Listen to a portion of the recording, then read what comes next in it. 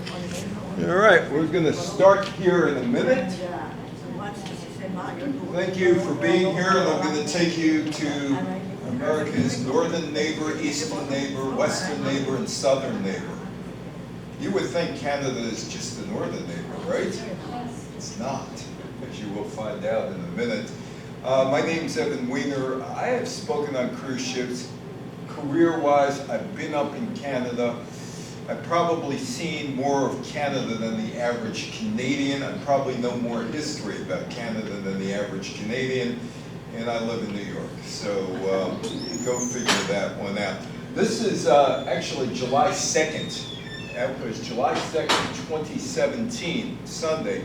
I was speaking on the cruise ship, so I was in Vancouver for a few days before I got on the cruise ship, which went up to Alaska and came back to Vancouver. And the celebration that day was Canada's 150th birthday. And Canada was 150 years old 6 years ago, so that makes it 156 years old tomorrow. It's Canada Day tomorrow, and you probably don't even realize it, right? Right? But they know about the 4th of July. They know all about the 4th of July. But we don't know anything about Canada. Anyway, Canada starts here. Port Charlotte town in Prince Edward Island. I have a cousin who grew up in Brooklyn who now lives in Toronto because his wife was from Toronto.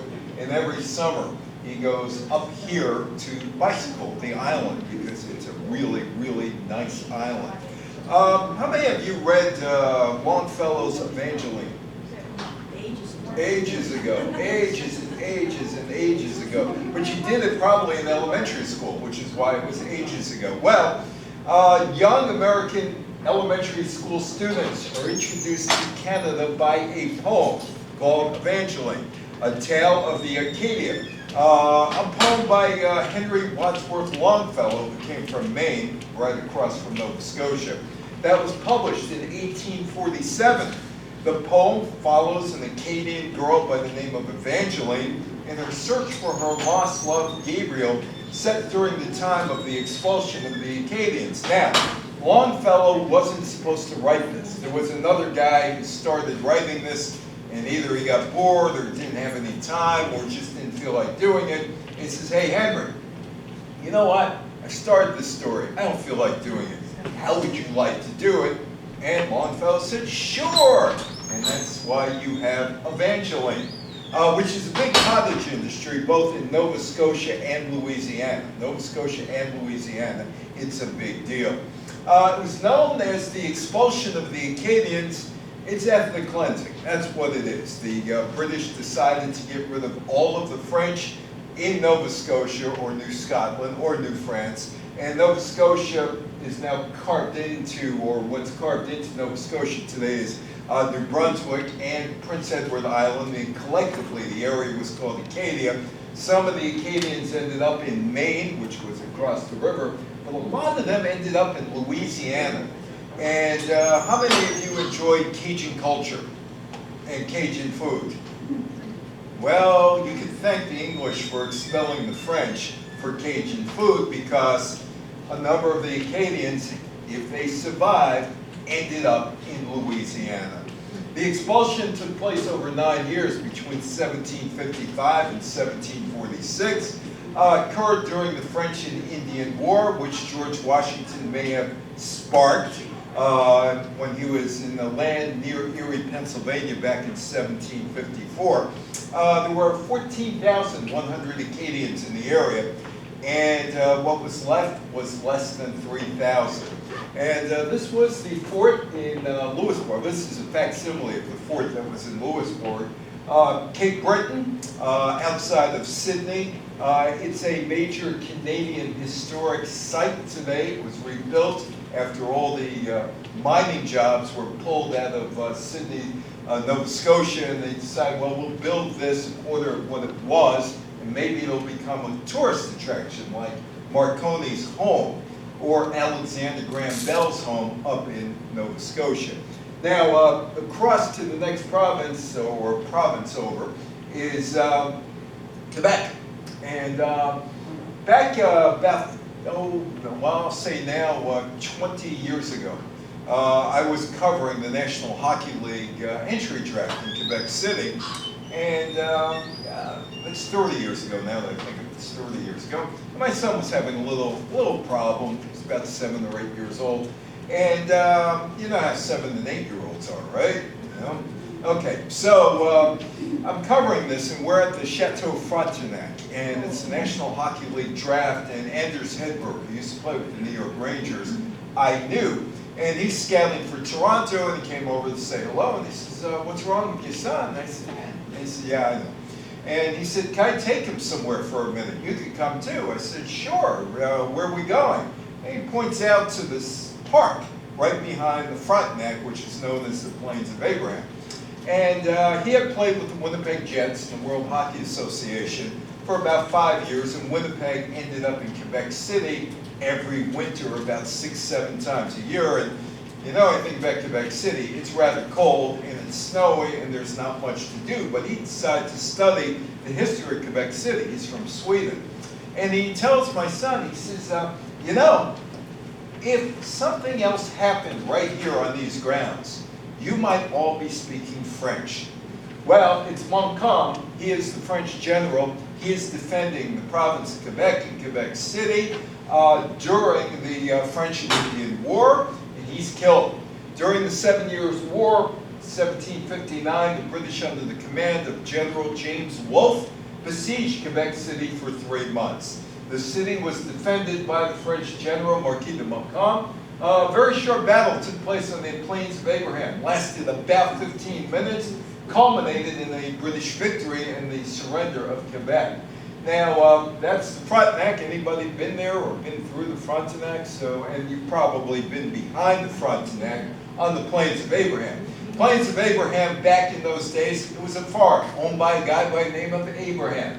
And it would be the scene of the battle. Now, the French figured there's cliffs right adjacent to here. There are cliffs. And the cliffs go straight up, and with a little angle, but straight up.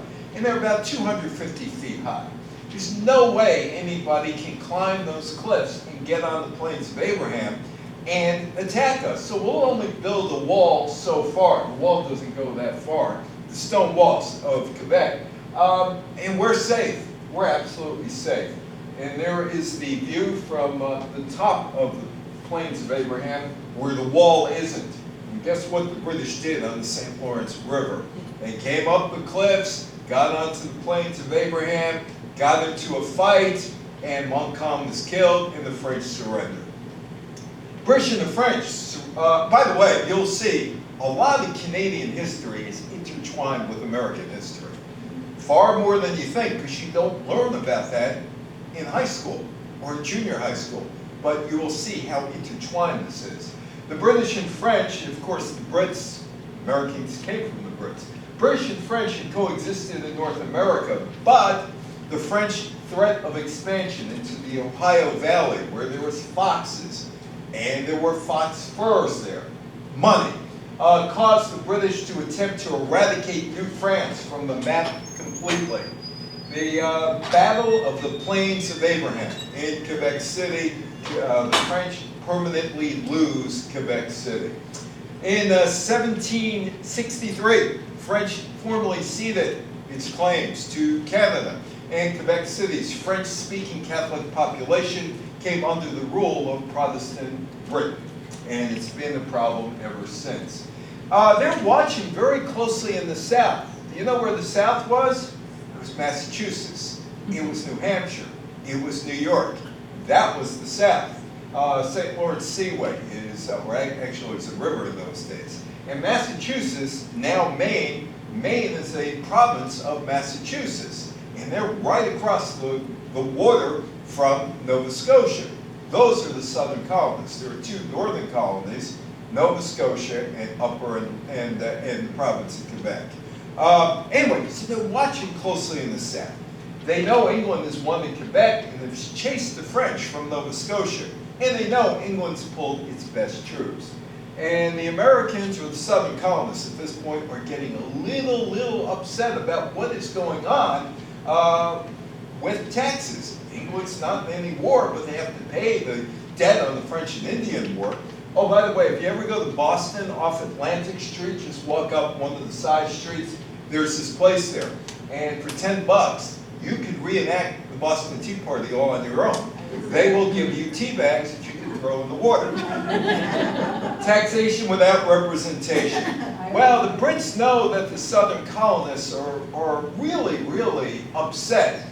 And they also know they have a problem in Quebec and Quebec City. So the Brits know the Boston Tea Party is taking place, there's all kind of resistance, and there are other tea parties that took place. So they decide we're going to protect ourselves in the two colonies that are not rebelling at this point, Nova Scotia and Quebec. The Quebec Act, passed in 1774, allowed the Canadiens, not the hockey team, the people living in Quebec, the Quebecois, to have religious and linguistic freedoms, to overtly practice their Catholicism and their French. And the Canadians were not unhappy enough with the British to choose sides here. They decided they're going to stay with the Brits because those Americans, or those southern colonists, yeah, the Ben Franklins and the George Washingtons and all those others, they were heathenists and they were godless. Why would we want to go with them? We'll cast our lot with the Brits. And that's what they did, even though Benedict Arnold tried to capture Quebec City during the American Revolution. Except Benedict Arnold forgot that it's kind of cold in December and January in Quebec City. And that's basically what they did, the Continental Army. So the American Revolution starts 1775, the growing tensions between the residents of Great Britain's 13 North American southern colonies and the colonial government, which represented the British Crown. And colonials, at least in the South, are going to war. Lexington and Concord, Massachusetts, April 1775, kicks off the armed conflict, and by the following summer, the rebels are waging a full-scale war for their independence. Now, I'm not going to go through the American Revolution, but I'm going to talk about the British Northern Territories at that point. France enters the American Revolution on the side of the colonists in 1778. They want their pound of retribution for 1763. And basically, the French looked at it as, this is a civil war. And this is a civil war between rich people. King George III, the British Parliament, and the John Hancocks, and the George Washingtons, and the Ben Franklins. They had a lot of money. There were a lot of people in North America, the British southern colonies, that had a lot of money, and they wanted some of that money in taxes to pay off their debts from the wars. So France says, okay, we're going to join the southern colonists because we don't particularly like King George III or the Brits. Liberty Bell in Philadelphia. Nova Scotia was in a dither. Should they join the southern colonies in defiance of Britain? Because they're not all that happy in Nova Scotia. Or should we stay with the Brits? And there were a couple battles during the American Revolution in Nova Scotia. The Battle of Fort Cumberland, 1776, and the Siege of St. John, which is now New Brunswick, in 1777. And there is Nova Scotia, Sydney, Nova Scotia. By the end of the war, Nova Scotia had outfitted a number of privateers to attack American shipping. British forces based in Halifax succeeded in preventing American support for the rebels in Nova Scotia. Nova Scotia is like, yeah, no. Come on, dirty dealing between both sides in the port of Halifax. Britain wanted the port of Halifax. They had set up shop. Halifax, anybody been to Halifax? Halifax is this huge port that never freezes. It never freezes, so it's strategically pretty good. And George Washington, even though Nova Scotia was literally handed to him on the silver platter, decided, well, we're not going to go after Nova Scotia. So we don't have enough money. We can't buy bullets. We don't have enough money for bullets, so Nova Scotia was out of reach. The British captured many American privateers in battles off of the naval base as the naval battle off of Halifax in 1782, which was really a year after all the hostilities ended. And many more continued attacks on shipping and settlements until the final months of the war. Yorktown, the Americans defeat the Brits. Yorktown, Cornwallis surrenders. The war is just about over, and England decides the next thing we got to do is go back to war with France. Treaty of Paris. In 1783, American and British negotiators signed a treaty ceasing hostilities and recognizing America's independence. The war formally ended in the Paris hotel room on the morning of September 3rd, 1783, when both sides signed a treaty pledging, auld lang syne, like auld lang syne, the past is the past. To forget the past, misunderstandings, and differences. And there were some differences, like boundaries. There were boundaries established, but they weren't all that secure. Well, the loyalists, there were loyalists in the United States, right? They're not going to live there unless they decide to live there. They're supporting the king, and they needed a place to go. Well, the Brits took Nova Scotia, cut it in half for New Brunswick. And that's where the ex-Americans, the loyalists, ended up in New Brunswick. St. John would become Canada's first incorporated city, which leads me to the next question. Benedict Arnold, there's a statue of him in St. John, New Brunswick. Hero or traitor? He was a hero to the Americans a long time ago. He was a traitor, though. But he traded. Yeah. He traded in Boston. Yeah, he traded. He up the road here, not very far from here. You go up 9W and go to Orangetown, and there's the places where it took place down in Orangetown. But Benedict Arnold, hero or traitor? Well, he's a hero maybe to Canadians, except the Canadians didn't exist when he was floating around St. John. But a leopard never changes his stripes, do they?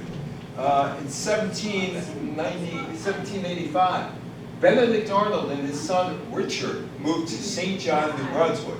They speculated in land, established business doing trade with the West Indies. He bought large tracts of land, acquired city lots in St. John and Fredericton.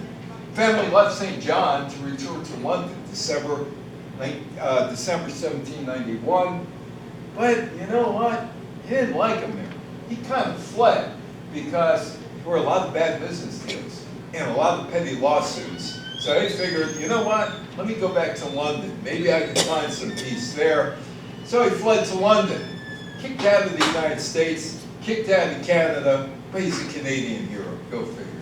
Hey, who won the War of 1812? The United States. How many say the United States? The British. You got, no. The British, no? Well, Oh. let's talk about it. British and Let's talk about They it. burned the Remember the White date, but I House. don't remember. Yeah, okay, so let's talk about that a little bit, because the answer is nobody. No one? No one. But if you ask a Canadian, they'll tell you we won. We But as the in answer, we as Canada? in Canada, except Canada didn't exist. And what about the British? Well, the British don't talk about it. I In June 1812, the United States declared war against Great Britain in reaction to three issues: the British economic blockade of France, the impressment of thousands of neutral American seamen into the British Royal Navy against their will, and the British support of hostile Indian tribes along the Great Lakes frontier. Again, fur trade, a big issue here. 36-year-old America declared war for a second time against Great Britain. The plan was to conquer British North America, which is what it was called at that point, or Canada, and wrest North America, at least north of what Spanish territory was, for the United States once and for all. Never happened. A faction of the U.S. Congress made up of mostly Western and Southern congressmen. Western meant Tennessee. Southern meant Tennessee and Georgia back in those days, had been advocating the declaration of war for several years. And yes, the White House was burnt down. In fact, it was the executive mansion in those days and had to be renamed the White House because they painted it white. Why did they paint it white? To cover the bird marks on the White House, or what we know as the White House today. The Federalists, though, up in New England said, no, no, no, no, no, we don't want this war. We don't want this war at all. After all, we're trading with Britain. We're making a lot of money. And you know what? It's those Southerners that are pushing, and those Westerners that are pushing for war, and they're using an excuse that, well, they're taking American seamen and making them Brits. We like money, you know, and you're going to mess up our money. Most of the war was fought around the Great Lakes, and that is Mackinac Island. That's another place that had walls around it except for the back, and the British were able to come through the back and take the fort and control at least Mackinac Island for a little while. In the months following the U.S. declaration of war, American forces launched a three-point invasion of British North America or Canada, all of which were repulsed. At sea, the U.S. far more successful, and the British Navy at that point, the best in the world. And the USS Constitution and other American frigates won a series of victories over British ships. 1813, American forces won several key victories in the Great Lakes region. But Britain regained control of the sea and blockaded the eastern seaboard. Ever hear of this guy, Major General Robert Ross? Never heard of him, huh? Should we? Yeah, you should. Your schools failed you because this is the guy who burnt down the White House. Broke it down. He was the one. He was the one. He was the general who decided, let's go after the White House. It's 1814. Washington fell to the British in August. In Washington, British troops broke the White House under the direction of Ross, the Capitol, and other buildings in retaliation for earlier burnings of government buildings in Ontario by U.S. soldiers. So, hey, you're going to burn down our buildings? We're going to burn down your buildings. And Ross is marching north. He probably got there faster than if he took the 95 or the Baltimore-Washington road. He gets up to Fort William McKendree in Baltimore. My son was really young then. And they bombard the Baltimore harbor. It's bombardment and bombardment and bombardment. The Americans don't surrender. Eventually, Ross retreats. And there's some guy sitting there in Baltimore observing all of this. His name is Francis Scott Key. And he writes this poem, which they married to an old barroom tune, which is very hard to sing according to my wife, who sings the national anthems and others I know. But he writes the Star-Spangled Banner after witnessing this bombardment of the Baltimore harbor. Well, it ain't over until it's over. Somebody said that lived in Montclair, New Jersey, Yogi. who I knew rather well. Ain't over until it's over. September 11th, 1814, the tide of war turns when the American naval force under Thomas MacDonald wins a decisive victory at the Battle of Plattsburgh. Anybody go to Lake Champlain? Yeah, did you ever see the Lake Champlain monster? Here's one. It's supposedly a relative of Nessie, the Loch Ness monster. Anyway, so he wins, and it's back to the northern colony. A large British army under Sir George Prevost abandoned its invasion of the northeastern United States, retreated to British North America or Canada or Montreal. Albert Gallatin was the U.S. envoy that negotiated the peace agreement. It's December 24th, 1814. There's an agreement. It's back to the 1812 borders. Nobody wins. Britain gives up American land near the border, Great Lakes. U.S. gives up Ontario and returns land to Spain in some sort of deal that's in Florida. Spain gets Florida for the second time since 1783 because of an American war. And James Madison signs the agreement on February 17, 1815. But nobody told this guy, Andrew Jackson. Nobody told him the war was over. Go home. Nobody told him. So Old Hickory said, we can take it by surprise. News of the treaty takes almost 2 months to cross the Atlantic.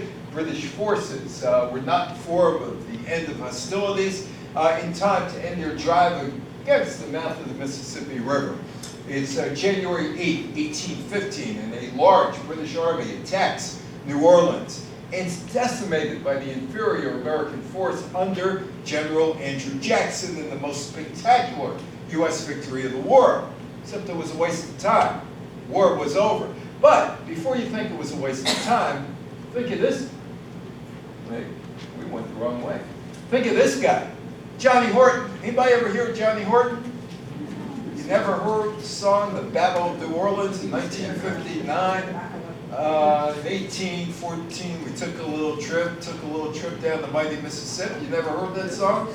The song, yes. Yeah, it's a #1 song. It makes him a lot of money. So not everything was lost after the war ended. 145 years later, he has a big hit with the Battle of New Orleans. His next hit was North to Alaska, Johnny Horton. So who won? Who won the war? The Americans, Canadians, or the Brits? Who won the war? Anybody?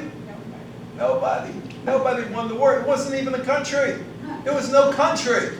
So when Canadians say, well, we won the war, and you go, well, except you didn't exist. Oh yeah, that's right. We didn't exist. It was the Brits and the Americans, their second war, and there'd be more to come. So why didn't, who won? No one. And here's an answer that's really ambiguous. That's at the cemetery where Ross is buried in Halifax. He was killed.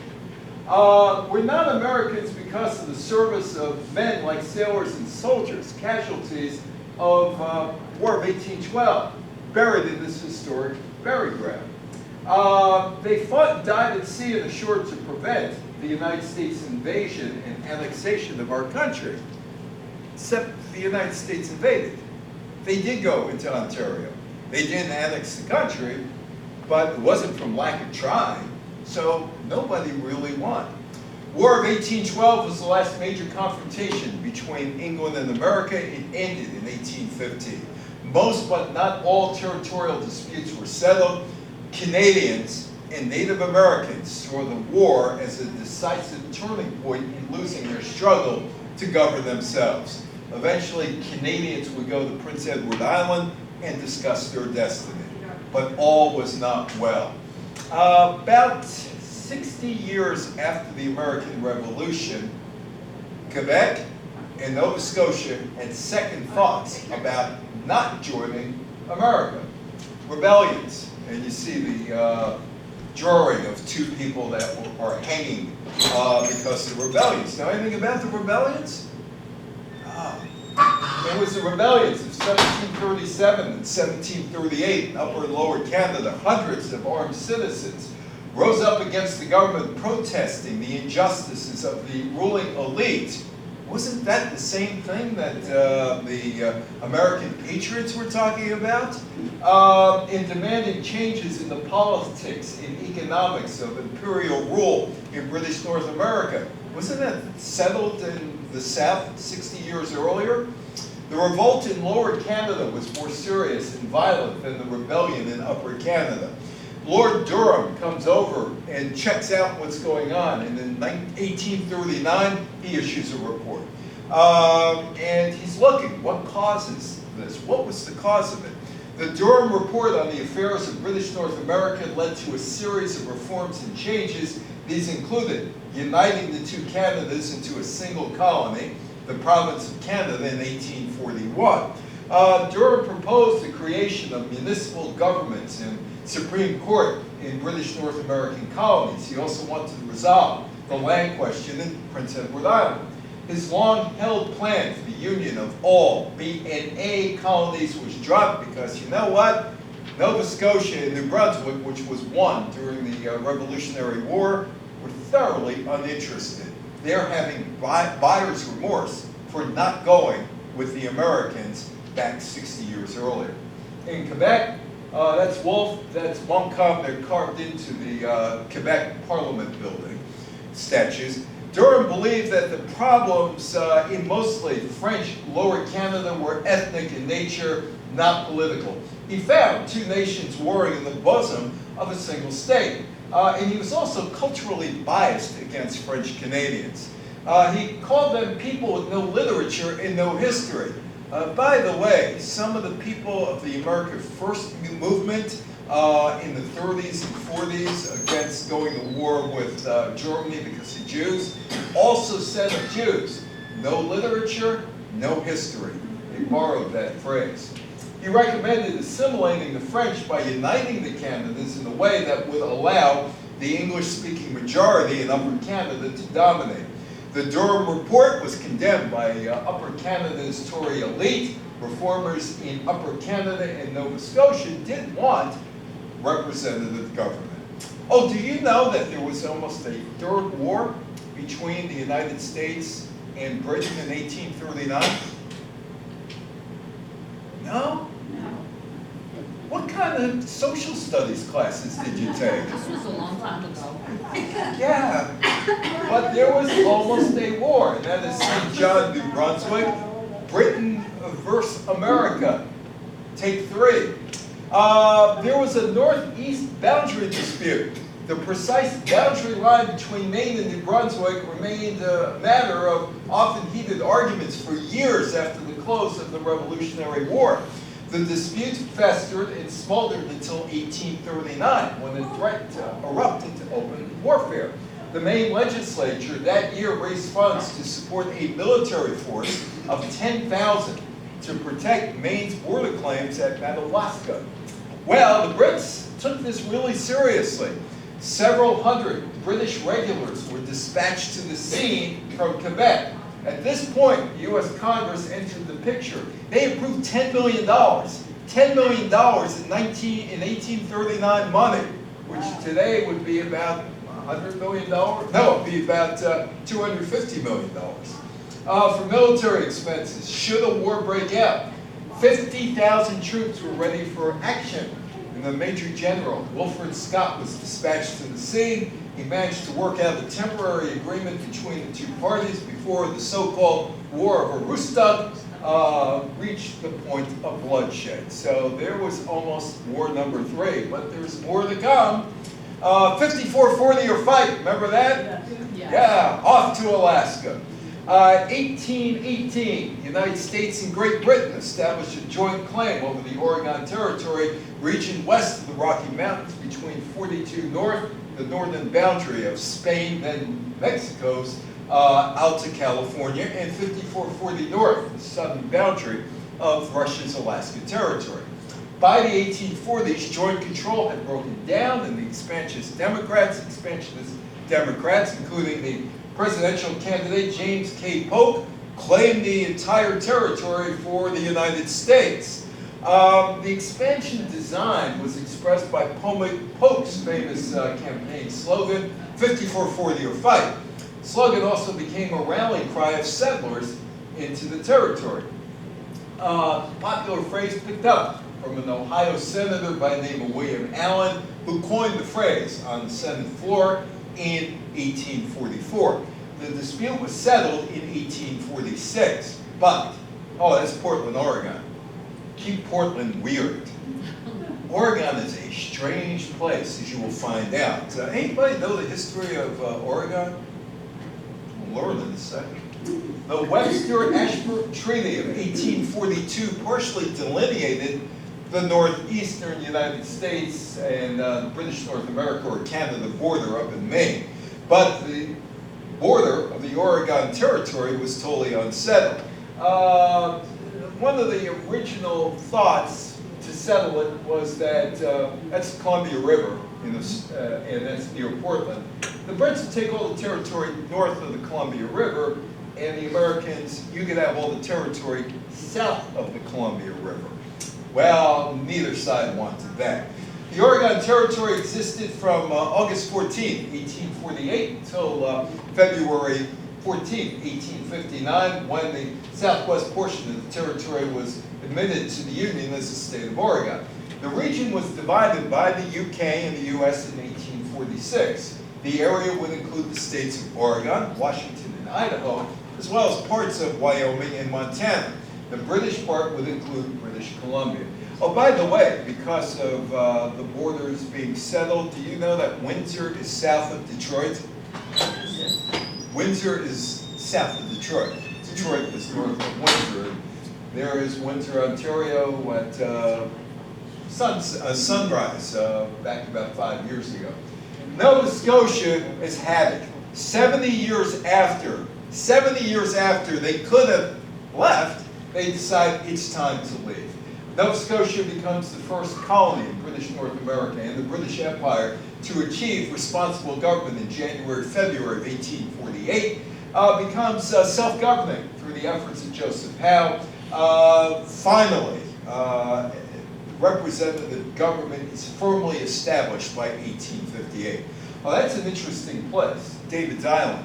It's in the middle of the Halifax Harbor, and on top of that used to be the prison. That was the prison that the French were sent to. No more than 600 people at a time. Most people died there, except if you didn't die, if you got out, they put you on a boat, you headed back to France or to Louisiana, and if you could make it in a small boat, more power to you.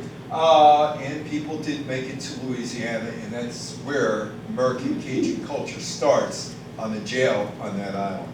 And there's the Citadel, looking over the harbor to protect British North America. In 1857, the province of Canada was in need of a permanent seat, the government. For 15 years, the government had moved around, one place to another.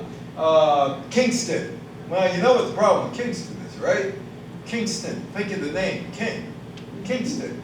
Montreal, 1844. Toronto, or Hogtown, which was its nickname, 1849. And Quebec City, 1855. Kingston is way too close to America. Today, if you go up Route 80, go through the Thousand Islands and go west on the QEW, you're almost immediately in Kingston. So they said, you know what? Too easy for the Americans to get to us. We're not going to do that. But, you know, it's still a good idea for us to have a capital, so Quebec City, Montreal, Kingston, Ontario were all in the running. But Montreal, too French, way too French, can't do that. On New Year's Eve, 1857, Queen Victoria, symbolic, political gesture, was given the responsibility of selecting a location for the permanent capital of Canada, the province of Canada, except she really didn't pick it out. It was the Prime Minister, John A. Macdonald, and the executive branch of the government, and they came up with this place. Halfway between Toronto and Quebec City is Ottawa. Used to be known as Bytown, filled with prostitution and all these other people, and they cleaned it up. Now, there are a few reasons why the Queen's choice was Ottawa. First of all, look where Parliament is. Parliament's up on the hill, Parliament Hill. The other thing was, it was a small frontier town and was isolated from the United States. There was the St. Lawrence River and then 41 miles of forest filled with malaria. And they're thinking, no way are the Americans going to come and go after us going through a forest filled with malaria. It's not going to happen. So that dense forest plays into it. Also, Ottawa has a lot of cliffs, and it would be more defensible from attack if they put it up on that hill, which is what they did. And here you can see how high that hill really is, protecting the capital, downtown Ottawa. Ottawa was between Kingston and Toronto and what was Canada West then, and Montreal and Quebec, Canada East. Nova Scotia was pretty much on its own at this point. The others were controlled by Great Britain. That's why Ottawa becomes the capital. Oh, did you ever hear about the Pig War? Lasted 13 years between the Brits and the Americans. You never heard of the Pig War? Those are the San Juan Islands. The San Juan Islands, even though Webster and Ashburton came up with their treaty and the 49th parallel and all that stuff, this was still a disputed area. They still hadn't figured out, what are we supposed to do with the San Juan Islands? Well, the wording of the Oregon Treaty was vague when it came to the channel, which separates the continent from the rest of Vancouver Island. that's, if you ever look at the map, you can see the water around Vancouver and Vancouver Island. Vancouver, the city is here, and Washington State's there. Because there were several navigable waterways between Vancouver Island and the mainland, the ownership of the San Juan Islands remained contested. So in 1859, a pig from the British Canadian side, walked over to the American side and ended up in an American settler's garden. And that American didn't like the pig there, so he shot the pig. Now, we don't know if he had it for dinner or not, but American troops were sent to occupy the island while British warships were offshore. The dispute was settled 13 years later. 13 years later, and that's not the only dispute that the Brits and the Americans had. That was number 4. This is Charlottetown, Prince Edward Island, and that is Confederate Hall. And Confederate Hall is the equivalent of Independence Hall. That is where Canada is born. It's September 1864. Prince Edward Island hosted the Charlottetown Convention, the first meeting which would lead to the Quebec resolutions and the creation of Canada in 1867. And again, it's because of the Americans that these people feel we need to have a country because we can't trust the Brits to protect us. That is Sitka, Alaska, 4th of July, 2017. I spoke on cruise ships. And that is the last capital of Russia, Alaska. And this becomes a major, major problem for the Brits. The Alaska Purchase forced the British colonists to form a country. Canada was formed 3 months after the Alaska Purchase. Russia sold Alaska to the US, so Great Britain didn't get its hands on it. And Russia needed the money. The Tsar was broke, so they took it for $7.2 million, or 2 cents an acre back then. The northern colonists began seeking their own country in 1839. Remember the Durham Report. Soon after the American Civil War, pro-Canadian Confederation Prime Minister Charles Tupper led Nova Scotia into the Canadian Conference on July 1st, 1867, along with New Brunswick and the province of Canada, or Quebec. Niagara Falls. I may have been to Niagara Falls. Slowly I turned, step by step, inch by inch. Remember that? Yeah. Well, there are 2 Niagara Falls. They're twin cities. One is to my left and one is to my right. And they work as one city for the most part, except they had all the fun on the Ontario side. They had the casinos, they had all that other stuff. And on the American side, there was a outlet mall. But that's changed a little bit. Anyway, so there were reasons to leave. Political deadlock resulting from the current political structure, demographic pressure, population expansion, economic nationalism and the promise of economic development, an intercontinental railroad, which would improve trade, military movement, and transportation in general. The cancellation of the Canadian-American Reciprocity Treaty, a free trade policy whereby products were allowed into the United States without taxes or tariffs starting in 1854, which was considered beneficial to British North American colonies or Canada.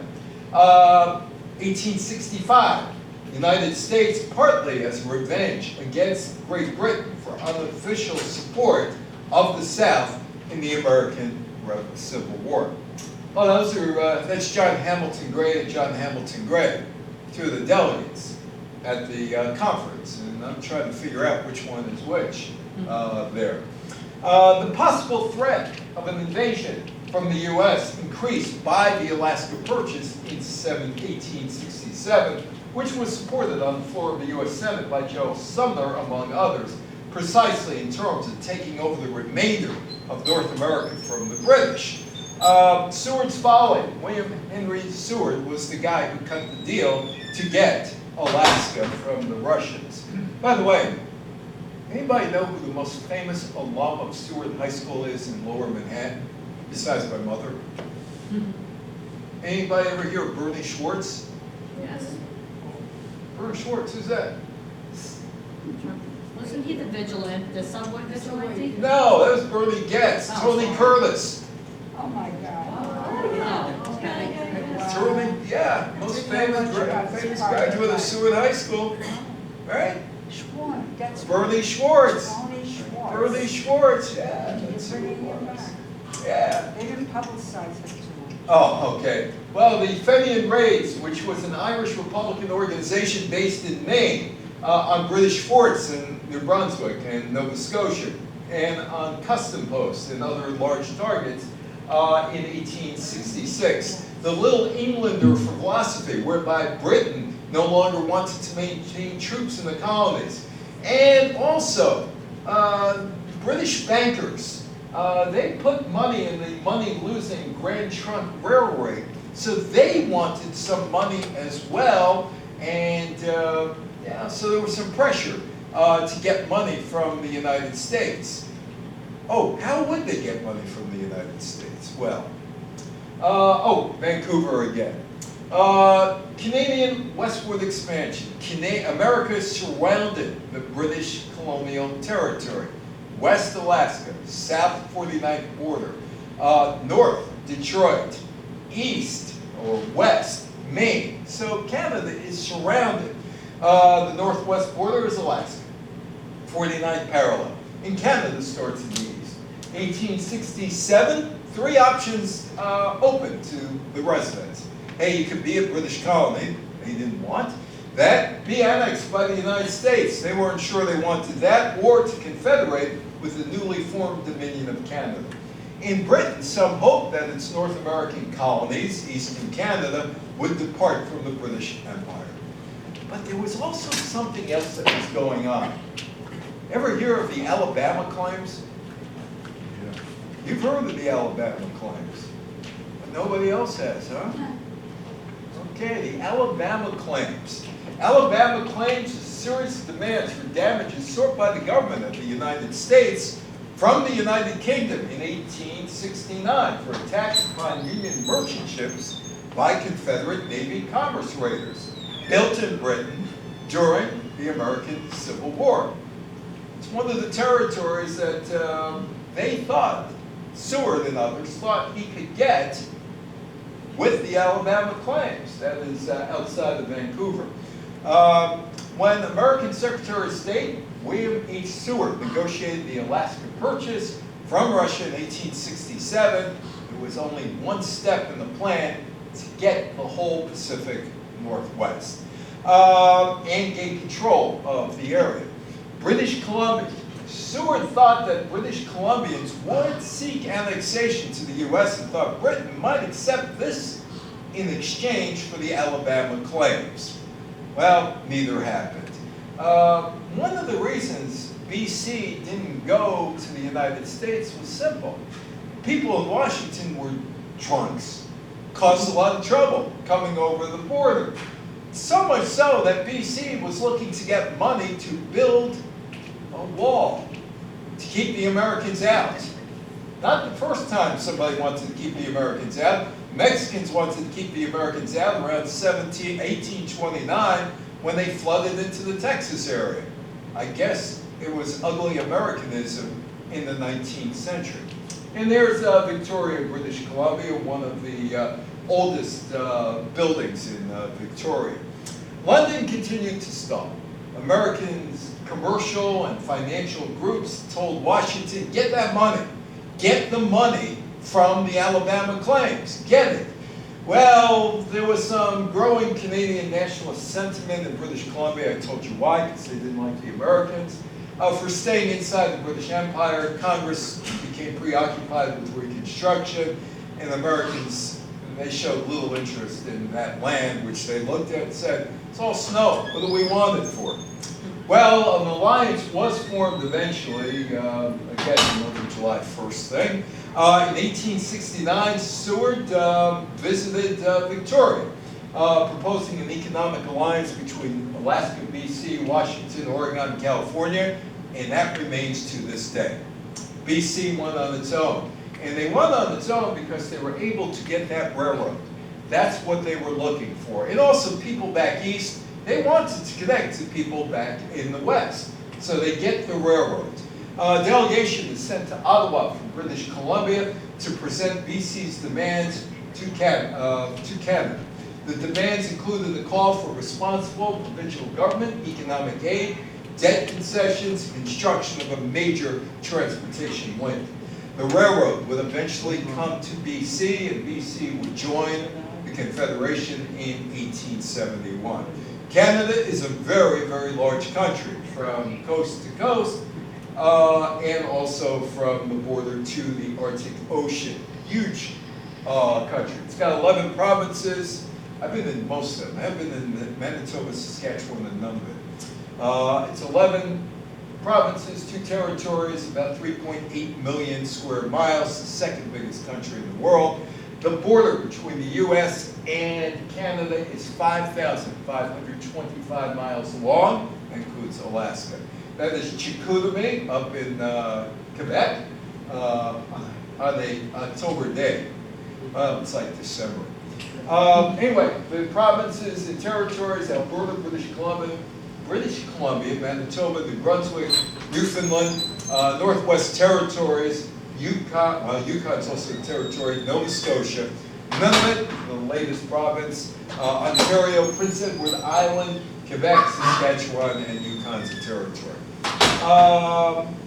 2 territories, 13 provinces, and there's the map, at least, of Eastern Canada, the Atlantic part of Canada, the provinces, and they depend mostly on the seas for their livelihood. Hey, by the way, it is said the Vikings discovered North America before Columbus. You know that?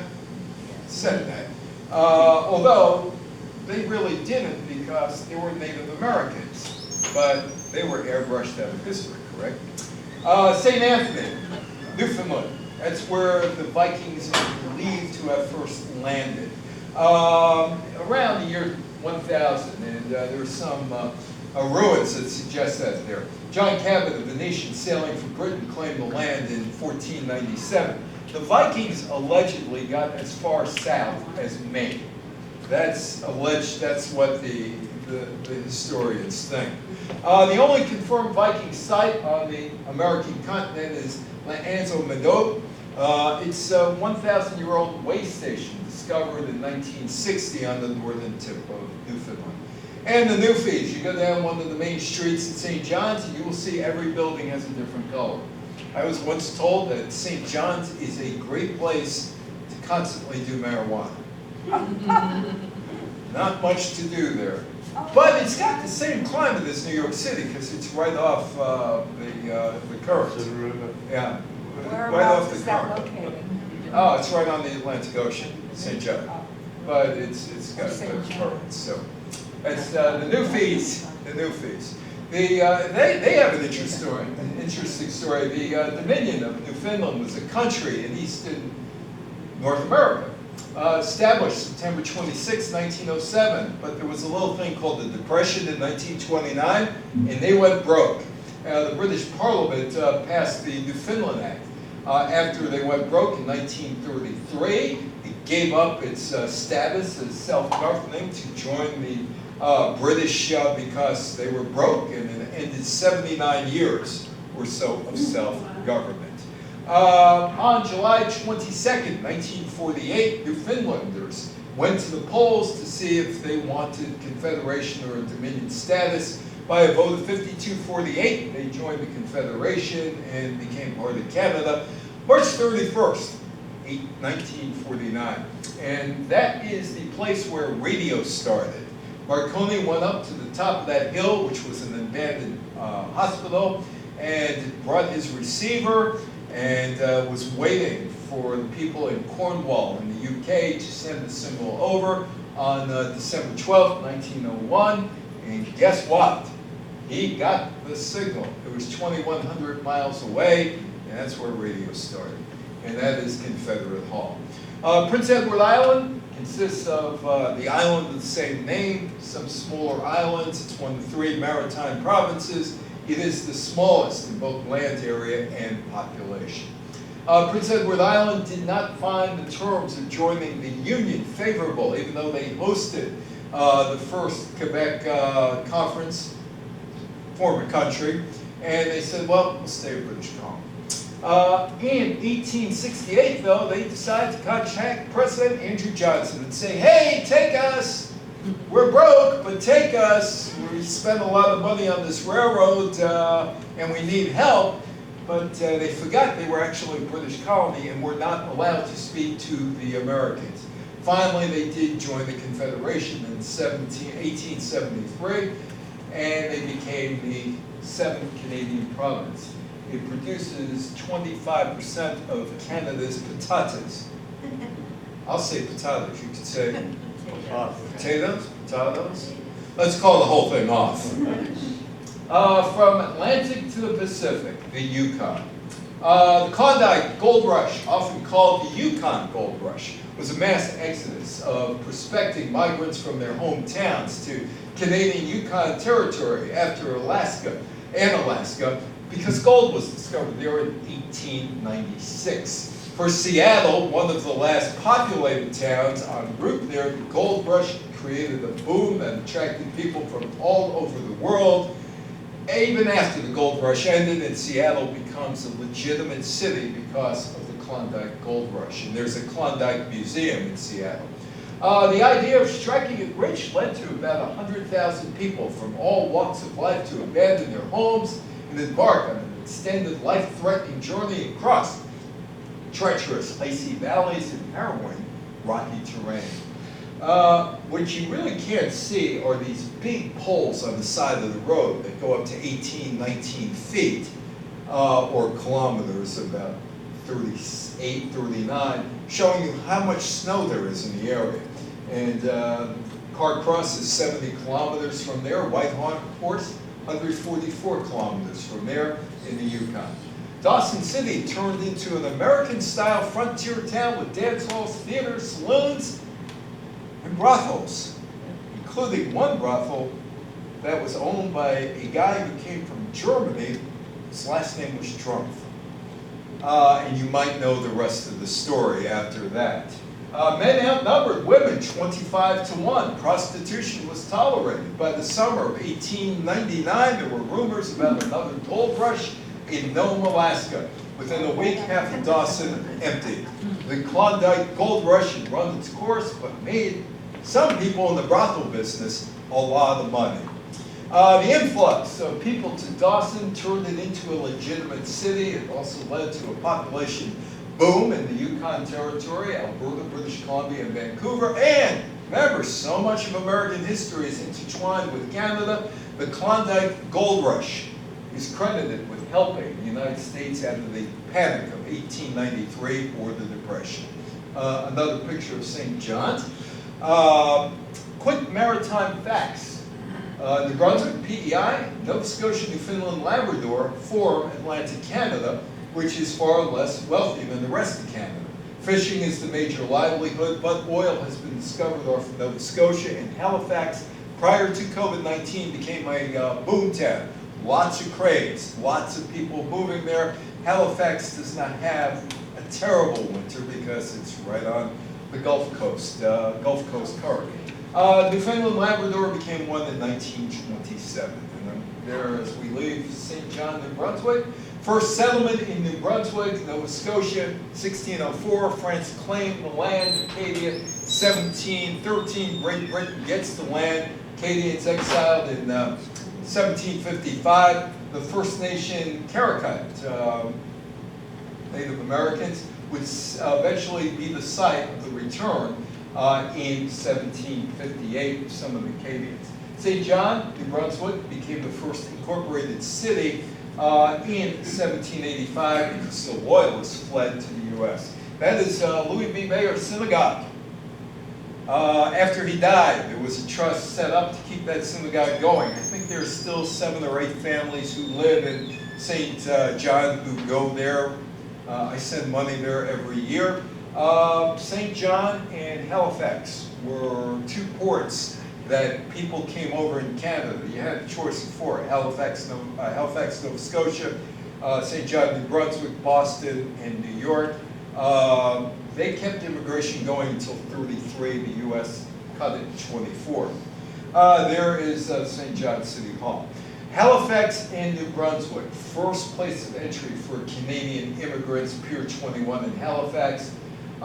Canada didn't place quotas on U.S. immigration until 1933, 9 years after the Reed-Johnson Act in the United States, which cut off immigration for Eastern Europeans. Figure out why they cut it off. But anyway, that was cut off. And so you still had a port of entry in Canada through 33. St. John's, New Brunswick, the Reversing Falls. There is Halifax and Union Station. They were shooting a movie that day. There are the walls of Quebec City. There is Ottawa. And there is Montreal. The big O in the background, the stadium. O as in owing money. First Nations, reservations. People sent to reservations, deprived of an education. Lots of alcoholism, lots of drug taking. On July 25th, 2002, Pope Francis apologized to Canada's native people on their land for the church's role in schools where indigenous children were abused, calling their forced cultural assimilation a deplorable evil and a disastrous act. Pope Francis was sorry for Christian support of the colonializing mentality of the times and called for serious investigation of schools to help survivors and descendants heal. A foggy morning in Toronto, September of 2017. The Sault Ste. Marie, one of the biggest crossing areas between the U.S. and Canada, one of the biggest border crossings in the world. Out in the middle of nowhere, right?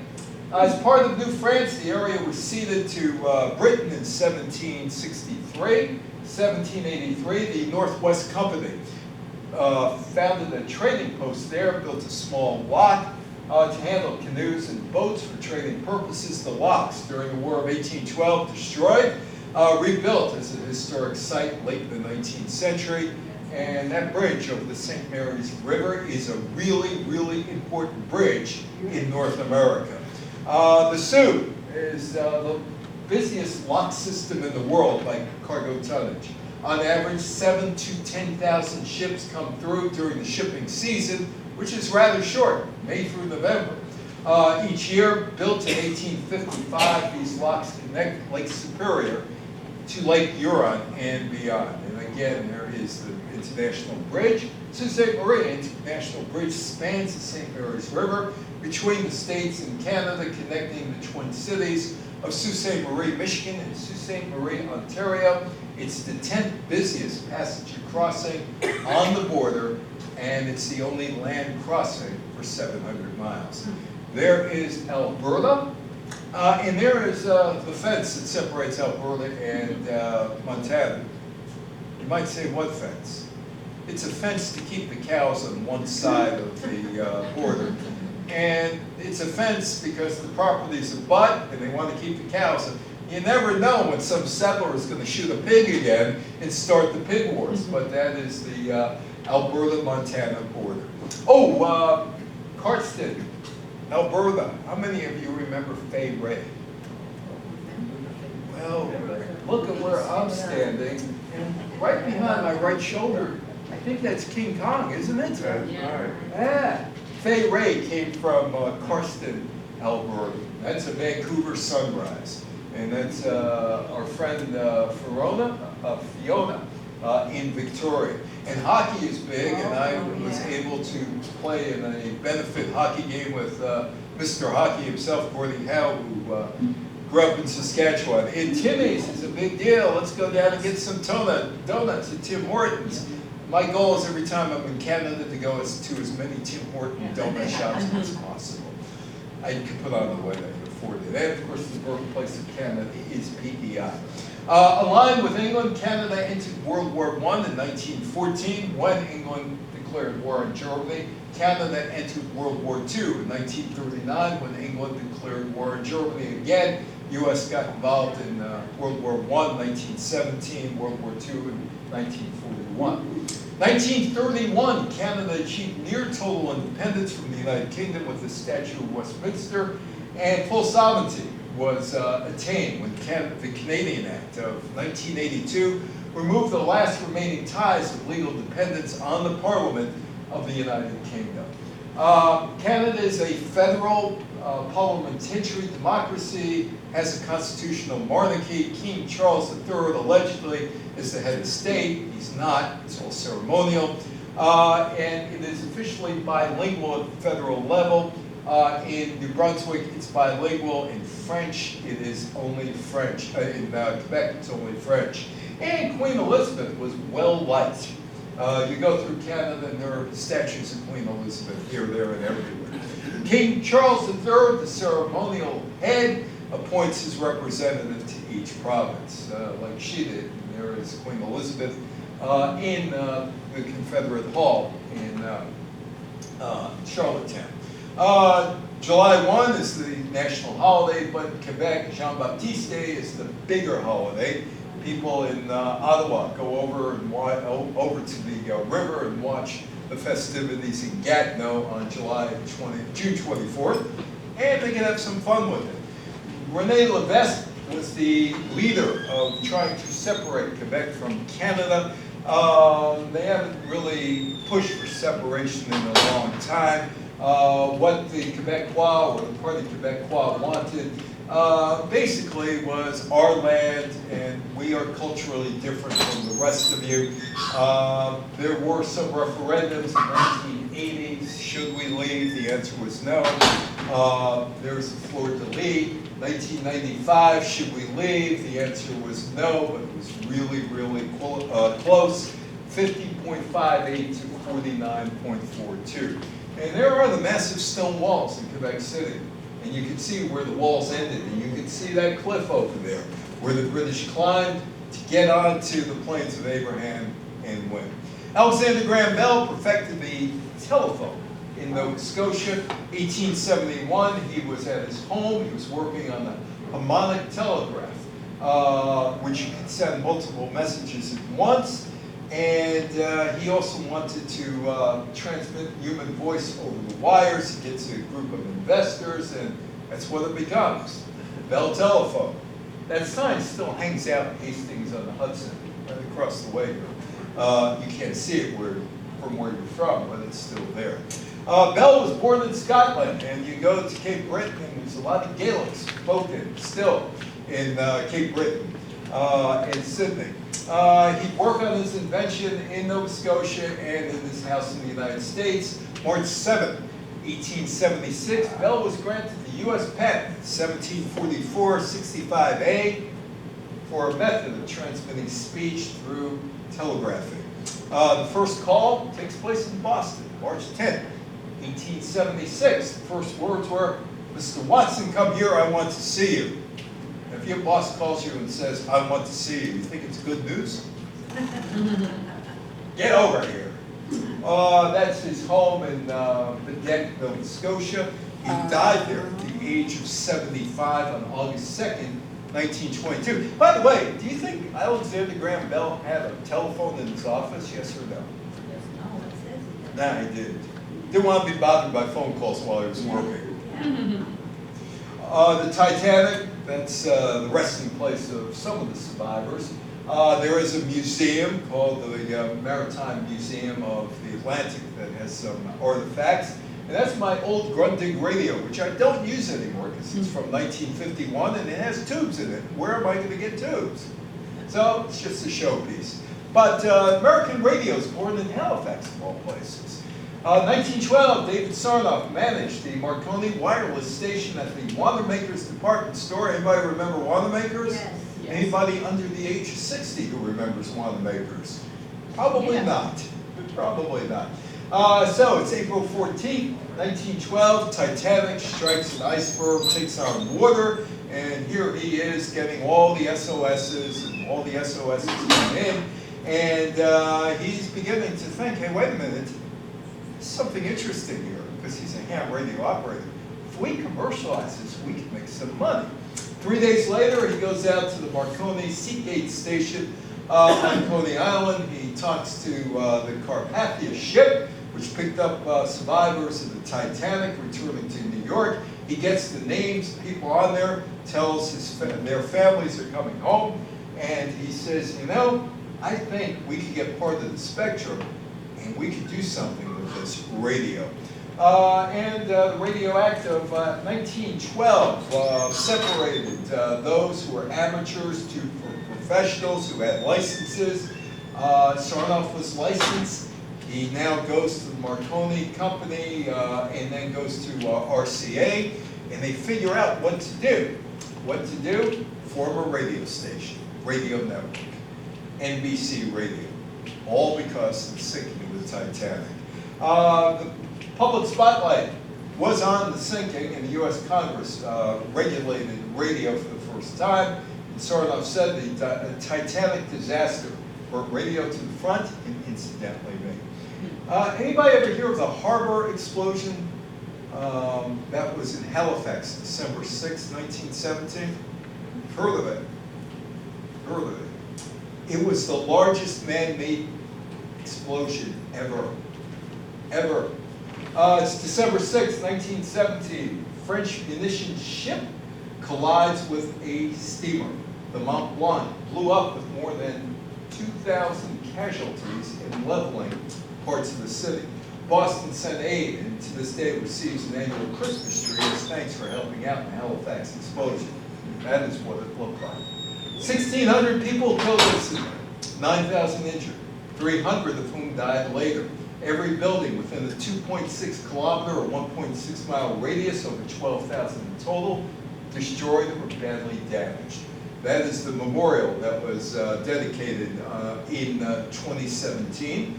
Hundreds of people were watching the fire, and they were blinded when the blast shattered windows in front of them. That's the neighborhood today. The housing has been shored up, so to speak.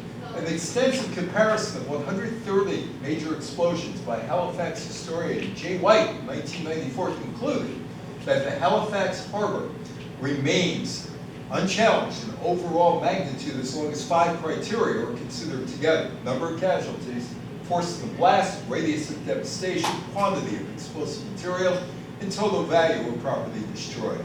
For many years afterwards, Halifax explosion was the standard by which large blasts were measured.